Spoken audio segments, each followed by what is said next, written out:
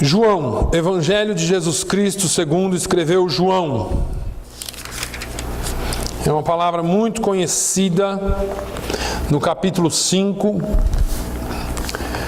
Evangelho de Jesus Cristo segundo escreveu João.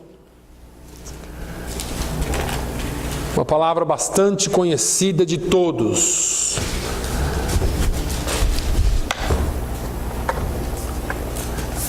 Nós vamos ler aqui alguns versículos no capítulo 5 e eu gostaria que você prestasse atenção.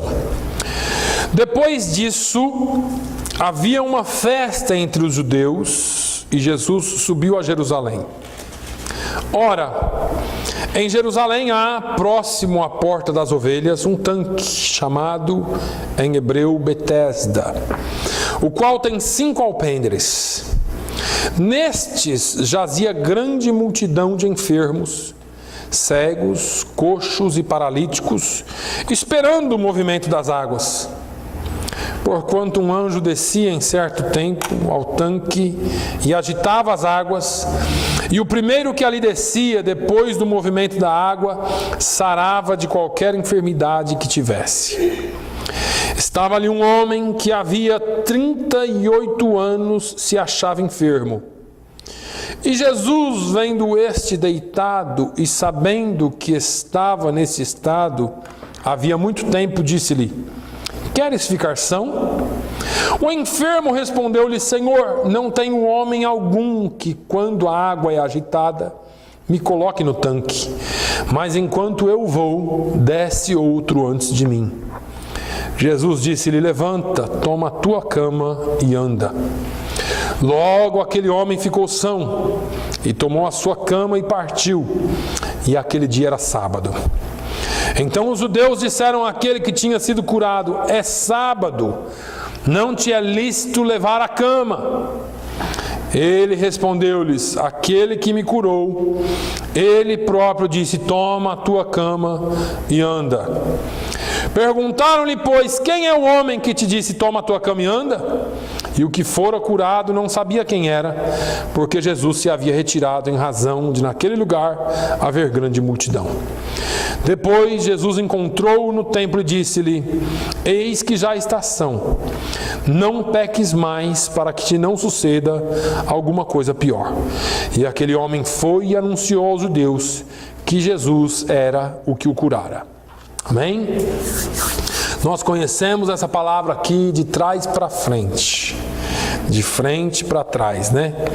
Subentendemos que este homem era paralítico, mas o texto não diz. O texto diz que ele era enfermo e não tinha forças para ir ao tanque.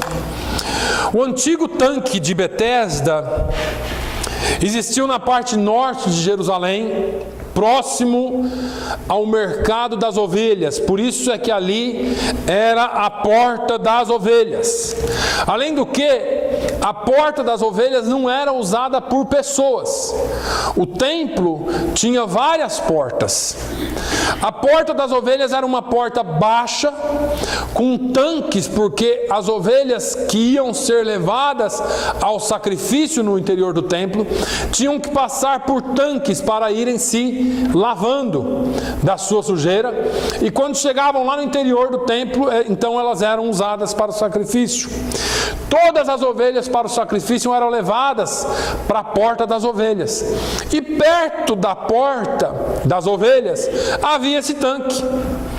Escavações realizadas no ano de 1888 revelaram que existiam colunas rodeando o local, e em uma delas foi encontrada uma pintura posterior a Cristo de um anjo agitando as águas.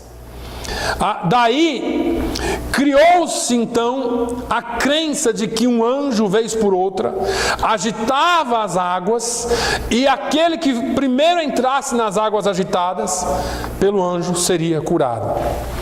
O que acontecia no tanque, na verdade, segundo estudos, e eu não quero aqui entrar em detalhe do que é verdade e o que é mentira, mas segundo estudos era um borbulhar temporário das águas, por alguma trinca ou por algum ar que acontecia, e cada vez que isso acontecia, as pessoas se jogavam nas águas para serem curadas. O nome Betesda pode ser traduzido como lugar de derramamento, casa da graça ou ainda casa da ou de misericórdia. Betesda havia se transformado num lugar de peregrinação. Centenas de pessoas se aglomeravam ao seu redor na espera do mover das águas e da realização de milagres. Um lugar assim parece até um sonho hoje, né? E existem alguns. Existem alguns lugares de peregrinação. Pessoas que vão para determinados lugares para alcançar cura. Pessoas que vão para determinadas pessoas para alcançar cura. E é fantástico como algumas traduções antiquíssimas do livro de João, ou do Evangelho de João, omitem essa parte de que o anjo agitava as águas. Isso foi incorporado depois. Penso que esse fato foi dado a João como revelação. As pessoas, porém, que frequentavam o local em busca de milagres, não sabiam que os anjos agitavam as águas, sabiam que algo sobrenatural acontecia. Agora, imagina, se aqui na nossa região existisse um lugar que fosse assim, que existisse uma lenda, um ditado, ou alguém dissesse que naquele lugar anjos agitariam a água e o primeiro que entrasse seria curado. Será que nós iríamos? Né? E assim, essa é uma boa pergunta. Agora, muitas razões conduziam as pessoas ali. E não era só o milagre em si. Uns era a esperança do milagre, outros era por curiosidade, outros por fé, outros por louvor, outros por ganância, né? Os mercadores que, imagina, um monte de gente vão vender Coca-Cola, vão vender água, né, gelada aqui para esse povo com sede, né? E outros por misericórdia, para ajudar os doentes, se é que eu posso dizer assim, entre outros. É estranho que um lugar tão sagrado, um homem que era doente, talvez paralítico, porque ele disse que não conseguia chegar até as águas em tempo, necessitado de ajuda para descer as águas, tenha passado despercebido por tanto tempo, por familiares, amigos, seja lá quem fosse. Ele disse: Senhor, não tenho homem algum que quando a água é agitada, me coloque no tanque. Ele ficou 38 anos na beira do tanque. 38 anos, irmãos. Não são 38 dias. Não é aquelas promessas que a gente faz, né? O que a gente vê por aí. Eu vou ficar um ano sem cortar o cabelo.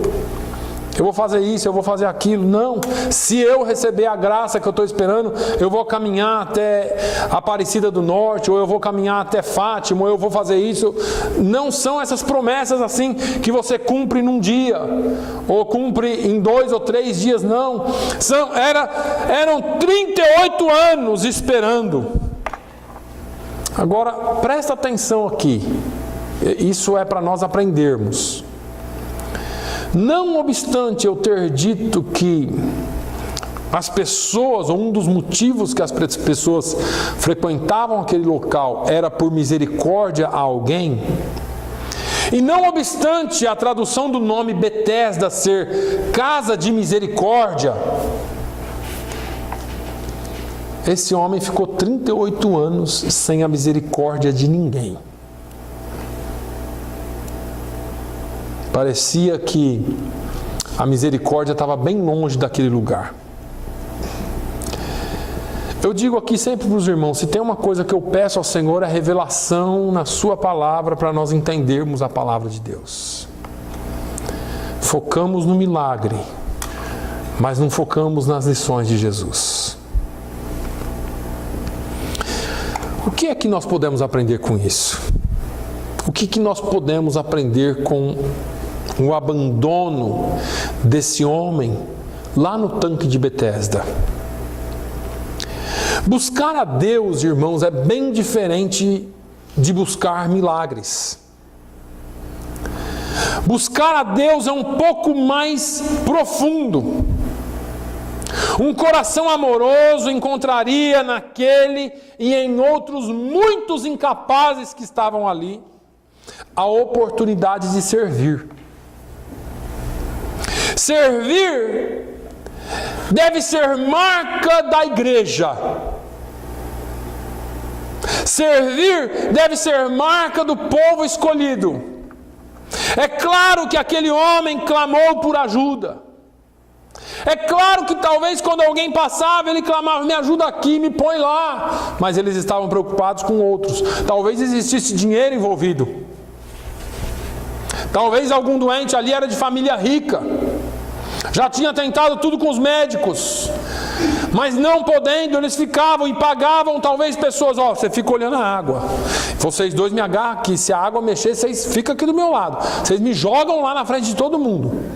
E pagava bem. Eu só estou criando aqui coisas. A Bíblia não diz isso. Talvez outros tivessem familiares ali o tempo todo com eles. Mas 38 anos sozinho. Onde está a misericórdia e onde está a compaixão?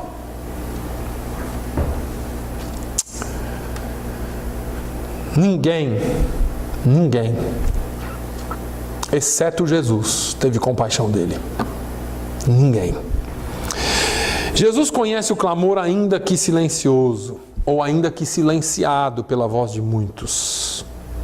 Jesus conhece o nosso coração, Jesus conhece o seu coração, o seu clamor, a sua angústia, aquilo que você tem, não importa quanto tempo faz, Jesus conhece e ouve, ainda que seja em silêncio. Não importa a situação, não importa os diagnósticos, não importam, Ele conhece a situação. Mas eu quero voltar para a nossa lição, porque Betesda retrata a situação da igreja atual.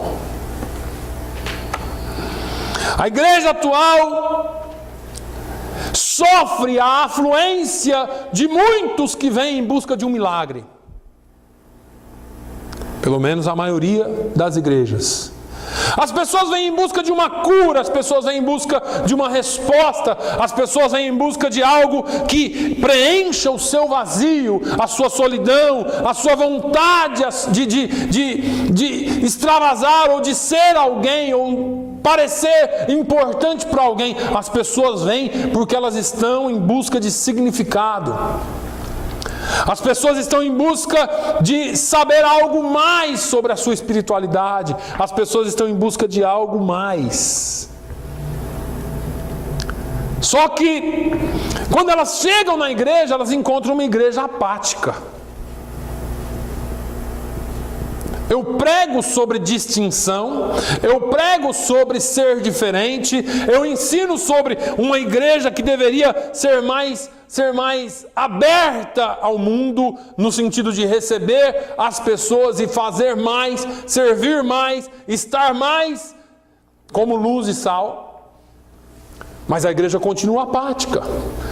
As pessoas afluem e chegam e se aglomeram, mas o tempo passa, e às vezes 38 anos, 40, 50 anos, e a igreja continua apática. A igreja Betesda, a casa de misericórdia, Belém, casa de pão, mas nós ainda estamos caminhando sem misericórdia.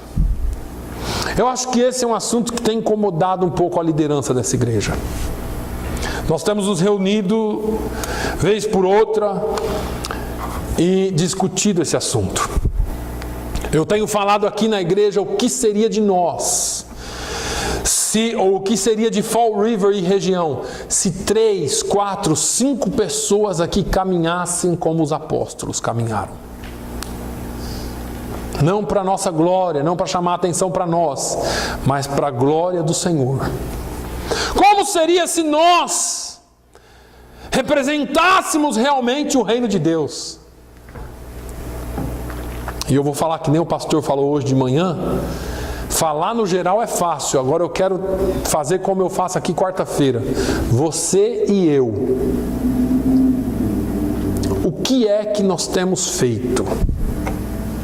Você e eu, como nós temos nos comportado como igreja? Eu fiz uma pergunta aqui quarta-feira e falei assim, será que não tem um endemoniado em Fall River? Será que não tem uma pessoa possessa em Fall River? Que a igreja nunca mais viu ninguém endemoniar? Não, eu estou falando sério. Porque antigamente a igreja era muito simples, falta de conhecimento, mas caminhava em poder. E não é um poder como foi falado aqui hoje, porque eu já vi até pregações assim, que o poder do Espírito Santo, dínamos, e aí a gente pega a palavra dinamite, que vem de dínamos, e aquela explosão de poder, mas depois dessa explosão tem destruição e silêncio. E a igreja buscou muito por esse tipo de poder. É um poder que é constante, é o dínamo, aquele que gera energia o tempo todo, é um poder constante. Não precisa pulo, grito, não precisa nada disso. É uma igreja que vai e influencia. É uma igreja que vai e faz as obras de Deus. É uma igreja que vai e repreende demônios. É uma igreja que influencia pessoas. Será que não tem ninguém aqui em Fall River pensando em suicídio? Será que não tem ninguém aqui pensando em desistir? Onde estão essas pessoas? Por que a gente não influencia essas vidas? Por que a gente tem tão pouco poder de influenciar vidas? Por que nós estamos andando? Nós estamos passando pelas pessoas e eles estão ali com a cama há 38 anos, esperando um movimento de águas. E a nossa vida, a nossa correria, o nosso dia a dia não permite que nós falemos com eles. É a situação da igreja. Betesda, cheio de doentes, mas ninguém é curado. Cheio de pessoas precisando, mas nós não temos e perdemos a capacidade de fazer a obra de Deus. O pastor citou alguém do leste europeu que chegou aqui nos Estados Unidos há um tempo desse e falou assim: é incrível o que os americanos conseguem fazer sem o Espírito Santo aqui, ou sem o poder do Espírito Santo, se referindo à igreja, se referindo a templo, se referindo a tudo isso, mas sem o poder do Espírito Santo.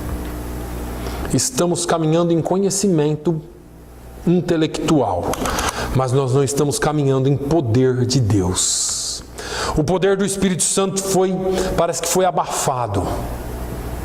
E mais uma vez eu quero que você entenda que o poder do Espírito Santo não é traduzido por gritos, por pulos, por quem fala mais alto, por tamanho de templo, por quantidade de pessoas, por dinheiro que entra anualmente na igreja. Nada disso traduz o poder do Espírito Santo. O poder do Espírito Santo vai ser traduzido na sua vida quando você começar a caminhar em poder e coisas começarem a acontecer. Parece que Deus me deu um chacoalhão essa semana, que eu falei aqui quarta-feira, será que não tem um endemoniado em Fall River? Na quinta-feira de manhã eu levantei e falei, eu vou buscar pão. E saí, minha porta, desci a escada com a chave do carro, cheguei no carro, falei, não, vou a pé. Aí andei até a rua, falei, não, tá tarde, eu vou de carro. Aí ia voltando, falei, não, vou a pé. Quando eu saio da minha casa, falei, mas por que eu estou com essa briga, com esse debate, se eu vou a pé, se eu vou de carro, que coisa, estou ficando doido. Aí eu falei assim, não, Deus deve ter um propósito. Sabe quando você fala assim, do nada? Falei, vou a pé. Comecei a descer a rua, para quem conhece a rua da minha casa, quando eu vou chegando na esquina, tinha um homem parado. Eu fui chegando perto da esquina, ele virou para mim e começou a xingar e gesticular. Isso 7h20 da manhã. Xingando, falando, gesticulando, bravo. E aí por um instante eu falei, será que é comigo isso? Meu Deus, né? Me preparando psicologicamente para a coisa, de repente o Espírito Santo falou, você sabe o que é? Isso é demônio. E eu já me preparei para ir para a guerra. Quando eu fui me aproximando, ele correu rua abaixo E vez por outra ele olhava para trás e continuava xingando e correndo e xingando. Atravessou a avenida, eu atravessei também, fui até a padaria. E lá na padaria, o dono da padaria falou assim para mim, ele estava nas mesinhas ali fora. Ele falou assim: você vê, rapaz, 1h da manhã o cara tá louco. Eu falei: é. E ele foi embora.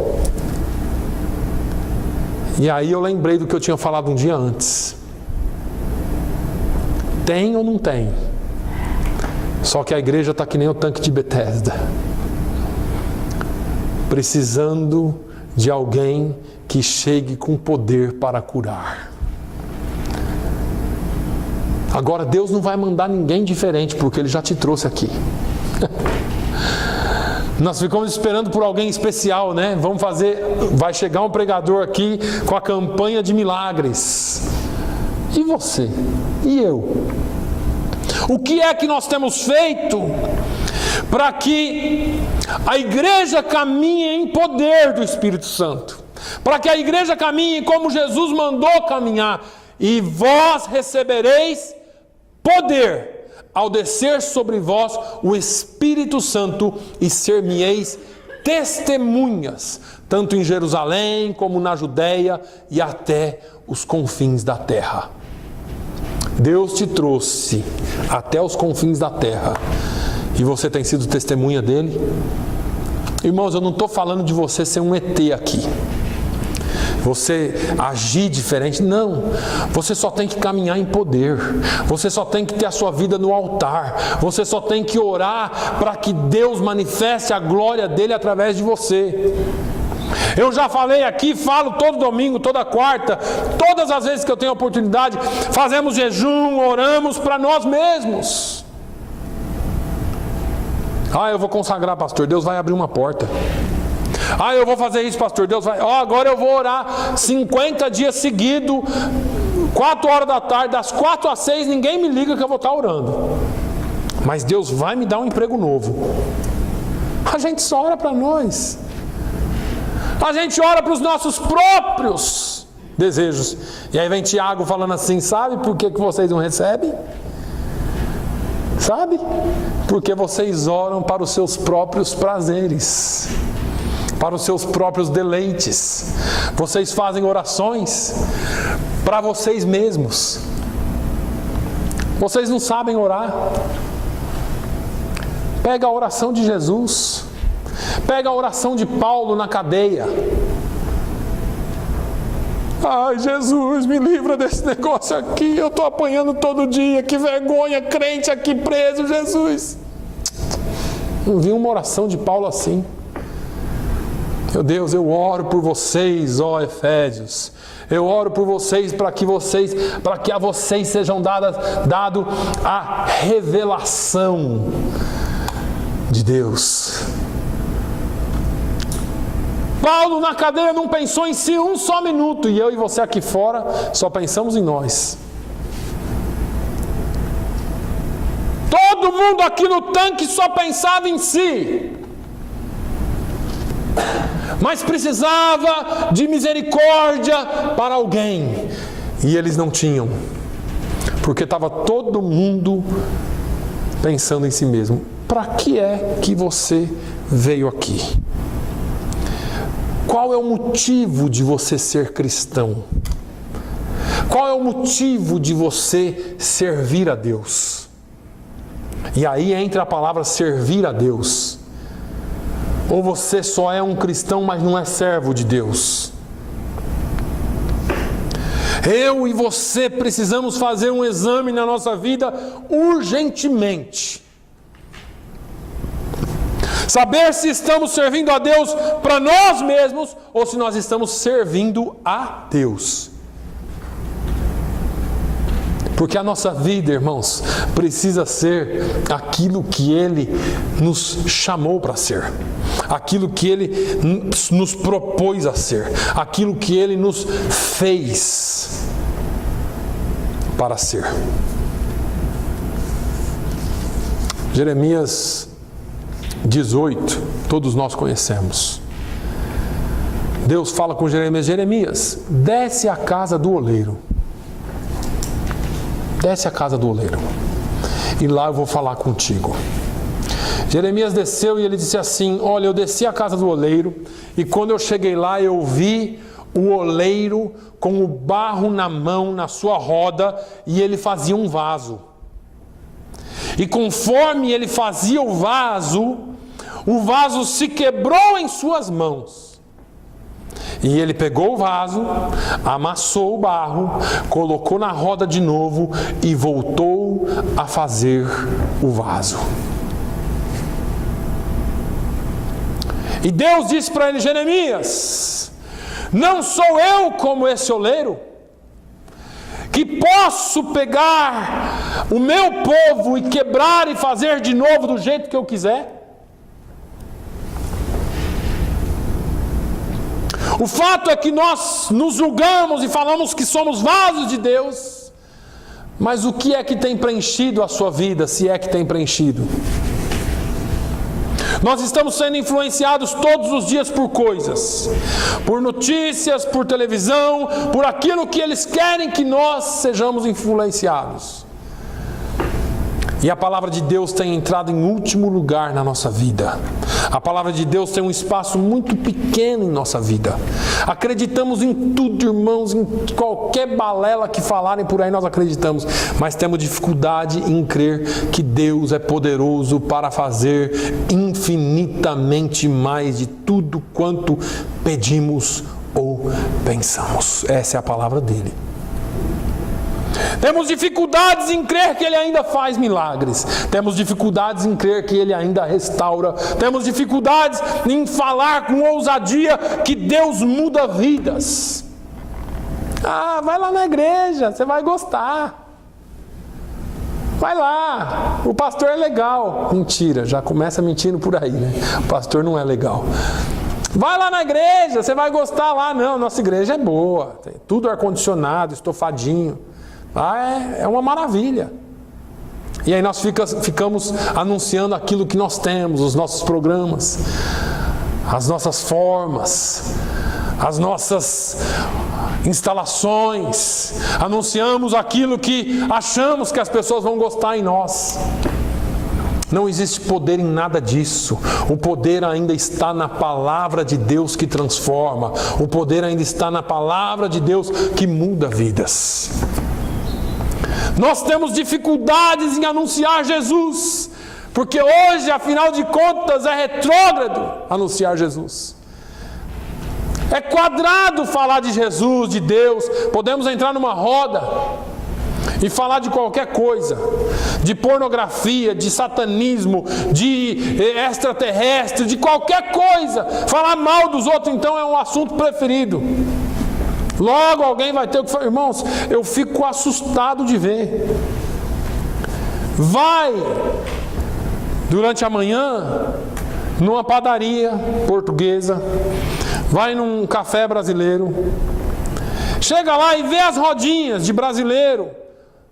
O que é que eles estão conversando? É a língua que você entende melhor. Sem querer eu fiz um balanço na minha cabeça.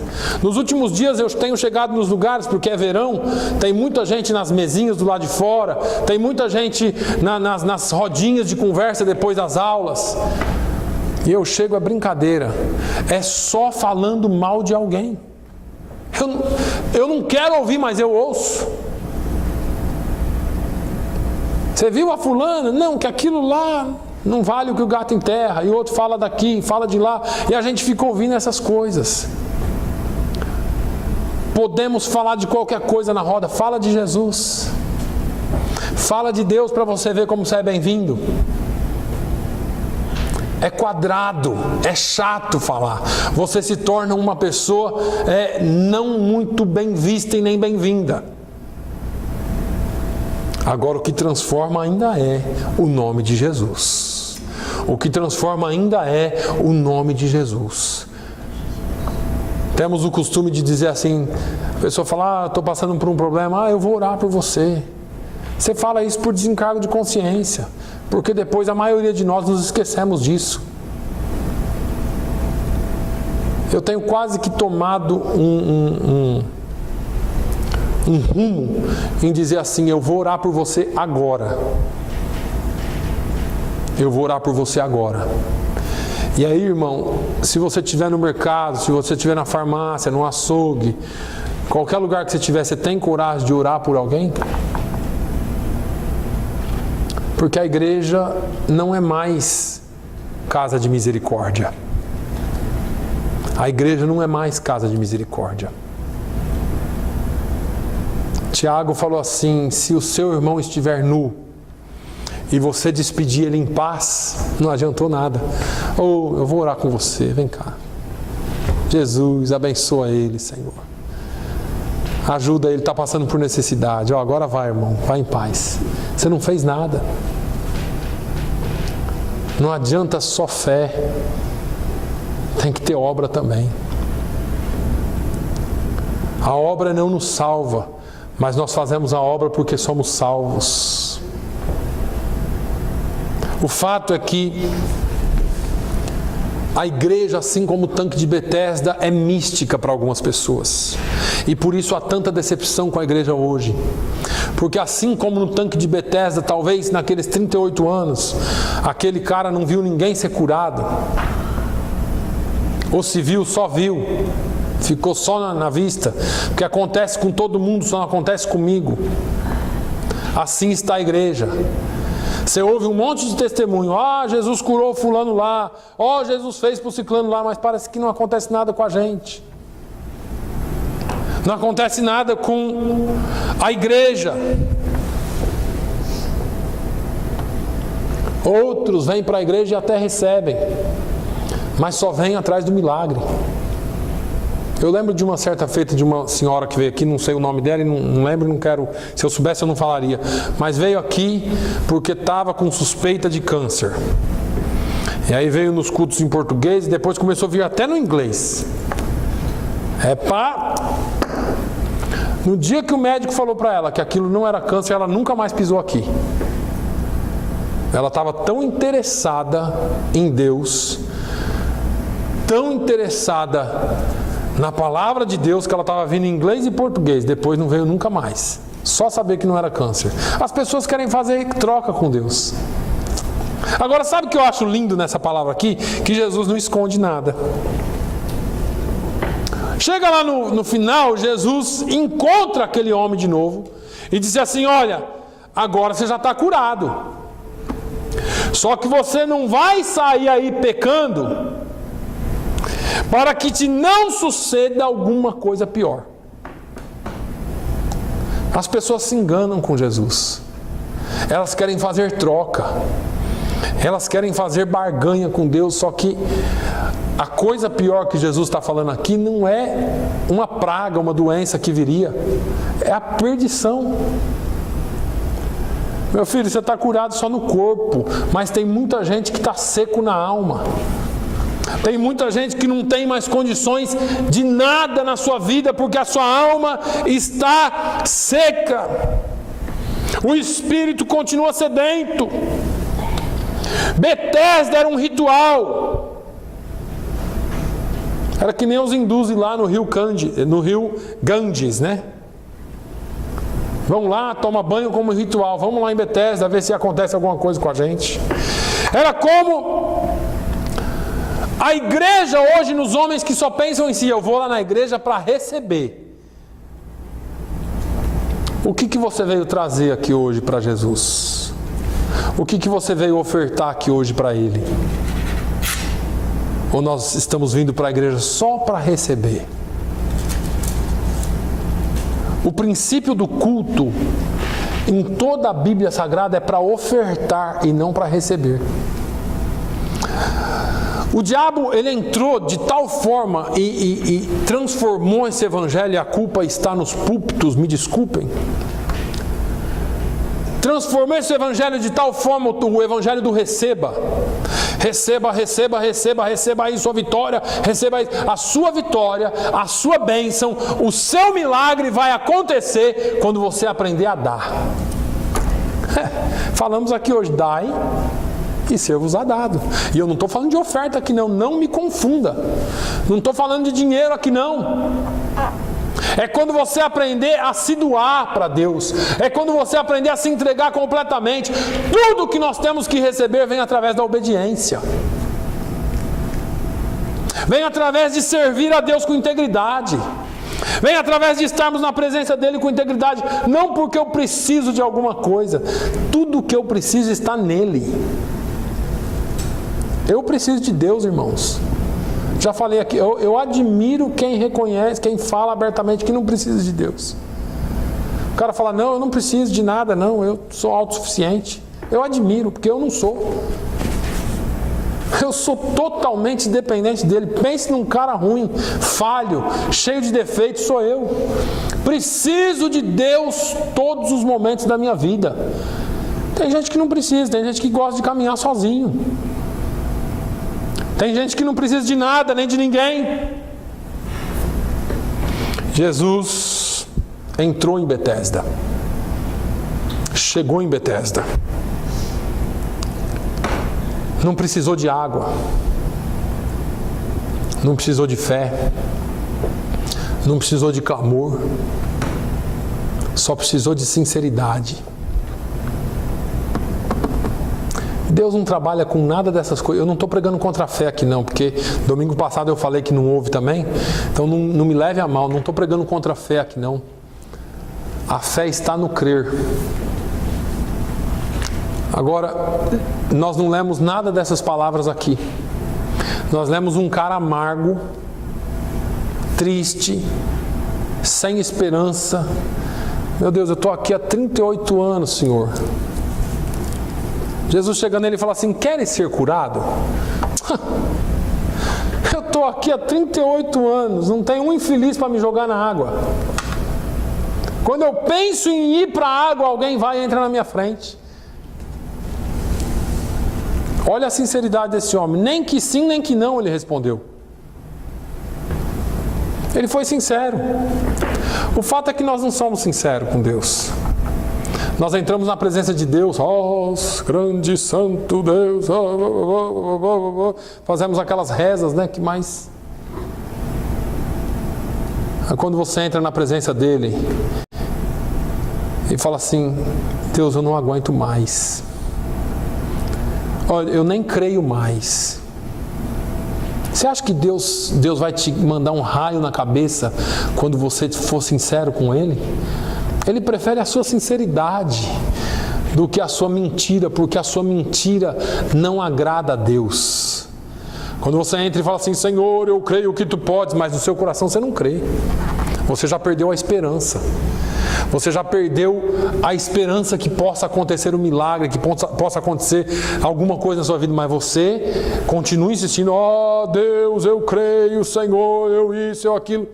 Para com tudo isso. Deus espera de você um coração aberto, um coração contrito. E o coração contrito, deixa eu te falar o que é. É um vaso de barro que você não consegue ver lá dentro, mas o contrito é quebrado. Quando quebra, expõe. Deus quer que você quebre o seu coração na presença dEle e que você exponha as suas tristezas, as suas angústias, as suas revoltas, tudo que você tem, fala com Ele. Porque quando você se quebrar nas mãos dEle, aí Ele vai te refazer. E aí, aquilo que tinha lá que era ruim, Ele vai amassar tudo e vai refazer. E aí existe lugar para Ele preencher com o Espírito Santo dEle. O fato é que nós queremos que Deus nos encha com o nosso coração cheio de tranqueira. Não há lugar para o Espírito Santo em nós. O pastor foi muito claro essa manhã aqui, disse, olha, Deus não vai ungir a sua mentira, Deus não vai ungir o seu humanismo, Deus não vai ungir a sua avareza, Deus não vai assinar embaixo de nada disso.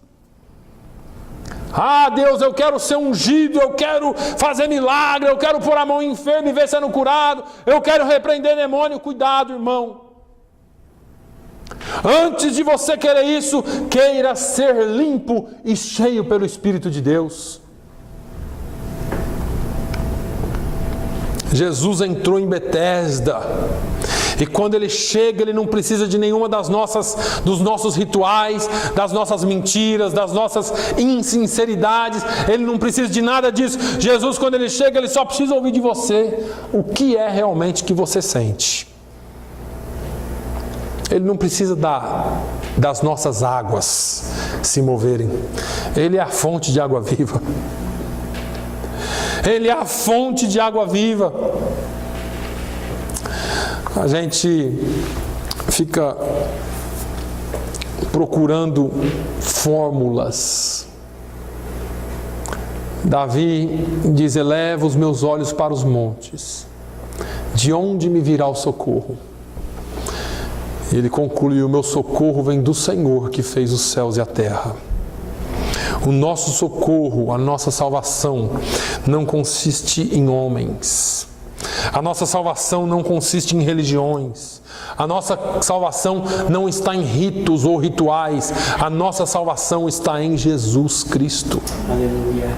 Nós não defendemos placas, nós não defendemos fórmulas, nós não defendemos jeitos de que a obra de Deus aconteça.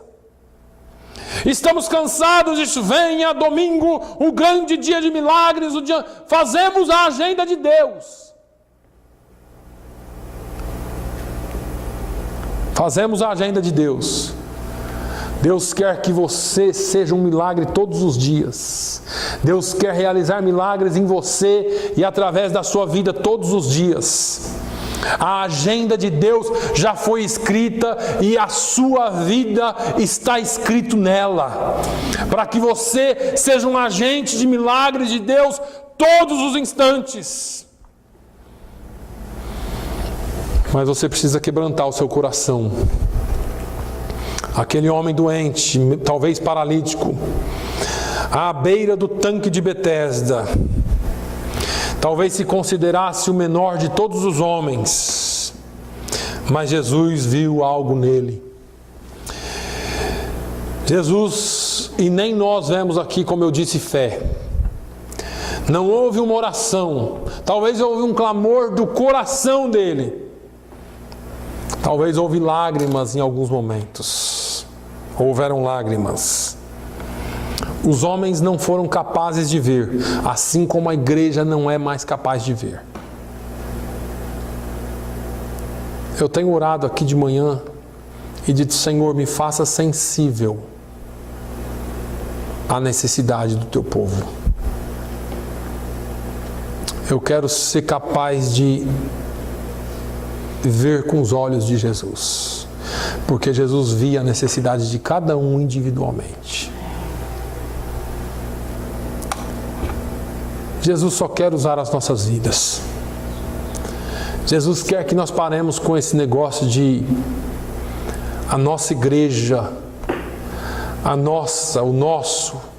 Jesus quer que acabe com esse negócio de Betesda e que nós sejamos agentes de misericórdia, nós. Os grandes milagres acontecerão quando nós começarmos a ver o próximo como Jesus via. Os grandes milagres acontecerão quando nós realmente formos testemunhas. Só que deixa eu te dizer uma coisa: você não será cheio de poder. Eu não serei cheio de poder do jeito que nós queremos, ou do jeito que nós pintamos e aprendemos o que é poder.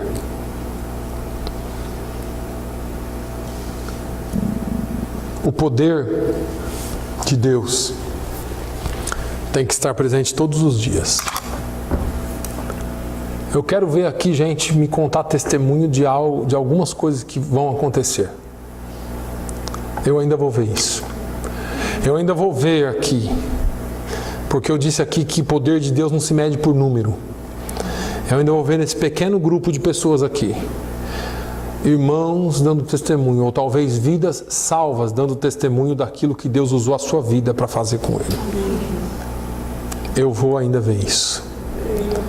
Pessoas vindo aqui dizer assim: olha, através daquele irmãozinho ali, de um abraço, de um aperto de mão, de uma palavra amiga, de uma ajuda no momento de necessidade, eu conheci Jesus. Porque nós não precisamos de grandes movimentos de águas para que as pessoas conheçam a verdade de Jesus. Nós precisamos ser como Ele era. Jesus não fez uma cruzada evangelística pentecostal de milagres no tanque de Betesda. Tinha público. Era o melhor público para Jesus. Quem quer ser curado? Nossa! Ia ter ali gente demais levantando a mão. Oferta então ia ser o melhor do ministério de Jesus. Porque quando alguém precisa, dá de tudo. Agora Jesus não fez isso. Jesus foi com os discípulos quietinho naquele umzinho ali. Porque Jesus ouviu um clamor de um coração. Jesus ouviu um coração sincero. Que talvez dizia assim: Deus me abandonou. Os homens me abandonaram. Ninguém mais se lembra de mim. 38 anos aqui. Talvez ele nem se lembrasse mais. Eu estou aqui há tantos anos, tanto tempo. Quer ver? Vou fazer conta. Eu cheguei aqui quando eu tinha isso.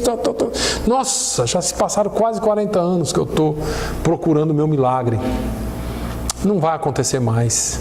Esse negócio de milagre não existe mais não. E Jesus entra na cena. E quando Jesus chegou, ele foi direto.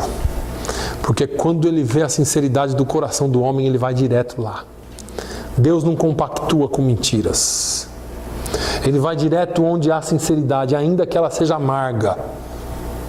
Queres ficar são? Olha, Senhor. Ele foi educado, ele disse: olha, Senhor.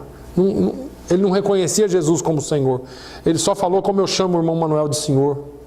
Olha, Senhor. Não tem ninguém que me ajude a entrar no tanque. Eu estou aqui há tanto tempo, mas ninguém me ajuda. E Jesus curou aquele homem.